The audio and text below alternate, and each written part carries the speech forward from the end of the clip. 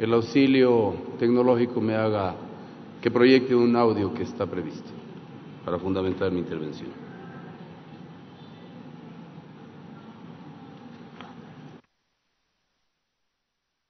El problema es que, si bien es cierto, al principio esta movilización tuvo un propósito muy claro, mandato de nuestras bases y de la gente común del Ecuador, en el sentido de que queremos que se derogue el decreto 883. Ese fue el espíritu. Y también el tema minero, extractivismo. Por eso salimos. Así dicen las resoluciones de nuestras organizaciones de base, de nuestras organizaciones regionales, nacionales. El gobierno, lamentablemente, ha demorado tanto tiempo, no han declarado la derogatoria y han permitido que todo esto, esta demora, abone para que el correísmo cada vez vaya tomando más fuerza. A esta altura del tiempo me temo que la movilización no está bajo el control del movimiento indígena. No está bajo el control del movimiento indígena. La movilización está bajo el control del correísmo y este sector no tiene ningún interés en dialogar, no tiene ningún interés en resolver el problema del decreto 883, peor hablar de la minería. Lo único que están buscando es satisfacer sus caprichos, sus venganzas políticas. Nosotros no asumimos ese vandalismo porque jamás hemos actuado de esa manera. Yo sí lo digo con nombres y apellidos, incluso mi vida estaba en peligro dentro de la Casa de la Cultura. El viernes tuve que escaparme, prácticamente puesto una gorra y una chompa, porque el correísmo se tomó el levantamiento indígena, porque el vandalismo vino desde el correísmo, y eso no lo podemos tapar. Pedido que se exponga en el Pleno de la Asamblea el asambleísta Azuero, quien continúa en el uso de la palabra. La delación de estos altos dirigentes, de Salvador Quispe, de Lourdes Tibán y últimamente un video de Marlon Santi, claramente nos pone un escenario que era previsible, que se venía urdiendo en contra de los ecuatorianos y en contra de la institucionalidad. Y voy a hacer aquí una denuncia pública. Ahora entiendo lo que me quiso decir la asambleísta Rivadeneira en el ascensor, cuando, junto a una, imagino yo, empleada de su despacho, sin mirarme al rostro, dijo: ya vienen, y ojalá linchen a estos, se imaginan, mafiosos y tales, queriendo, supongo yo, provocar algún tipo de reacción de mi parte. Esto demuestra, como lo han manifestado estos respetables dirigentes, de que efectivamente estuvo infiltrado el movimiento indígena por gente que tenía mucho dinero, que tiene además hordas humanas para destruir y que siguen un libreto, el mismo libreto que ha desbaratado la economía de Venezuela, de Nicaragua. Esto no puede dejarse en el olvido. La protesta social en la Constitución del Ecuador está garantizada, pero los desmanes, con saqueos, con violencia, con toma de edificios, con quema de los mismos, no puede ni debe ser olvidada por los ecuatorianos. En un Estado de Derecho no puede pretenderse creer de que existan personas intocables. Aquí, sin lugar a dudas, convergen autores intelectuales y materiales de los destrozos y de la lamentable situación de pánico que tuvo que vivir nuestro Ecuador.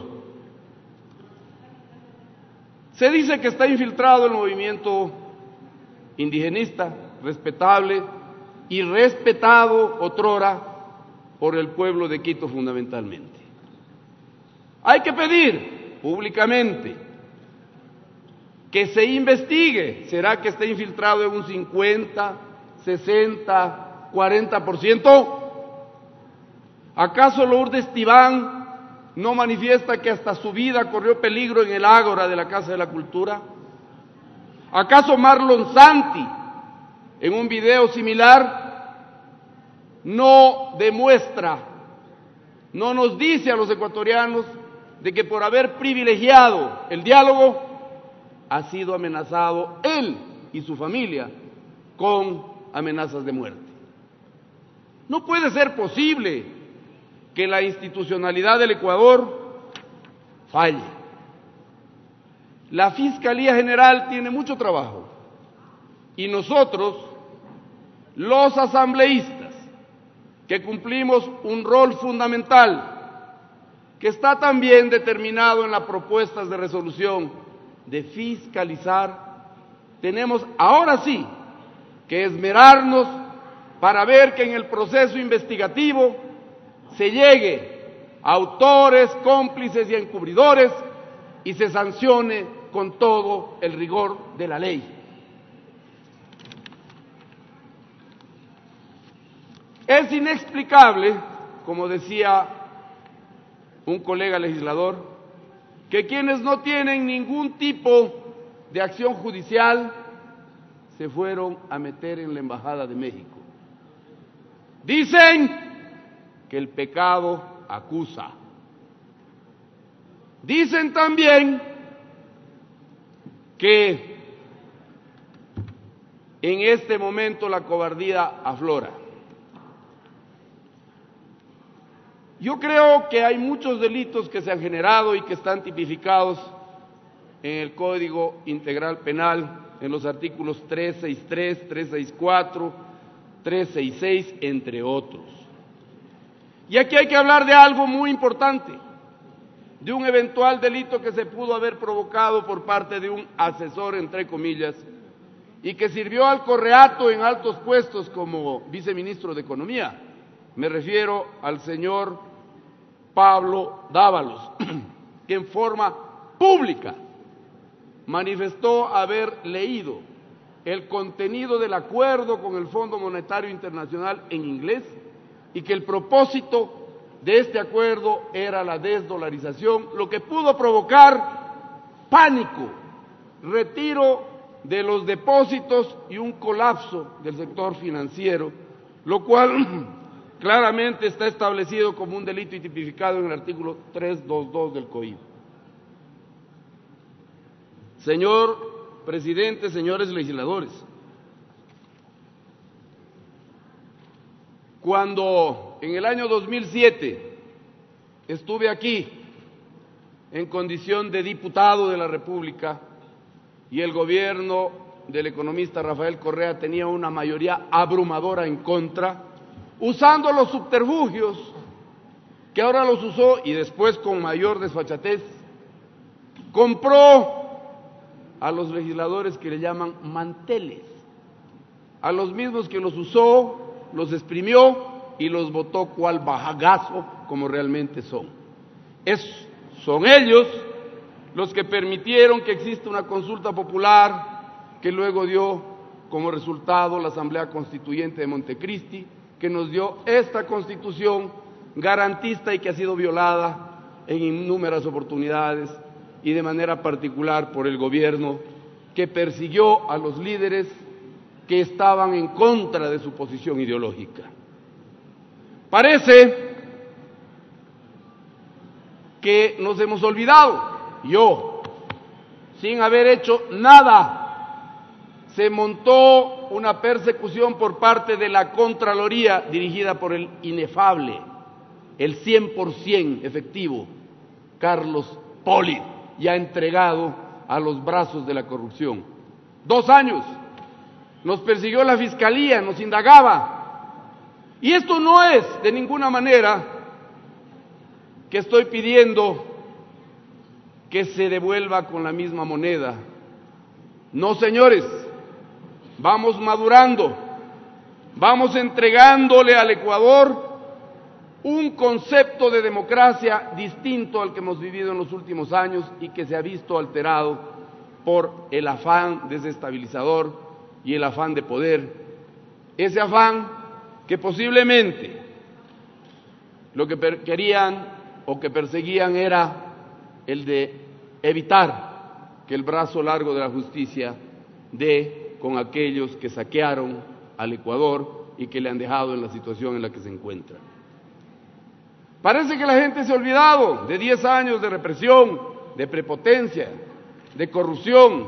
Un minuto, señor asambleísta. Yo solo quiero preguntarles a los ecuatorianos, ¿acaso los 400 y tantos denuncias que existen en la Fiscalía sobre hechos de corrupción cometidos por funcionarios del gobierno anterior hasta la presente fecha han sido resueltos? ¿Ha habido una justicia diligente y oportuna? Yo mismo hice una investigación sobre cómo llegaron algunos jueces de la Corte Nacional de Justicia para pagar favores. Hoy, más que nunca, nos debemos esmerar como fiscalizadores y en la Comisión de Fiscalización a la que pertenezco a requerir información de los funcionarios que tienen esta grave, esta importante obligación de darle certeza jurídica a los ecuatorianos para que desde fuera nos vean como un país habitable, un país con certezas, en donde se puede invertir, en donde se puede vivir sin odios. Por esa razón, señor presidente, yo quiero, para finalizar, recordarles a los ecuatorianos, 65.000 millones de dólares de deuda. No estábamos viendo la deuda con el Seguro Social, ni mucho menos. 18.000 millones de dólares más preventa petrolera, y en este gobierno 11.000 millones de dólares para poder pagar la nómina. Hay que recordarle a este gobierno que debe ser eficiente, que la seguridad de los ecuatorianos tiene que estar imbricada con el trabajo de la inteligencia que hoy sirve a afanes políticos. Debe regresar a donde corresponde y aquí tenemos que comprometernos los asambleístas a tratar la Ley de Seguridad Nacional que está durmiendo el sueño de los justos. Señores, con esto termino, le dio más chance al otro. Yo les quiero decir finalmente a los ecuatorianos de que la Asamblea no enmudeció. Usted y muchos asambleístas, como decía Fernando, estábamos en constante comunicación para ver si era pertinente o no una reunión en donde no habían garantías y había la posibilidad de caer en la agenda de aquellos que ya habían anunciado con antelación de que había que defenestrar al presidente y había que llamar a muerte cruzada. ¿Quiénes son ellos para pretender decirle al Ecuador lo que hay que hacer después de que le arrebataron todo, hasta la confianza? Muchas gracias, señor presidente, señores asambleístas. Gracias a usted.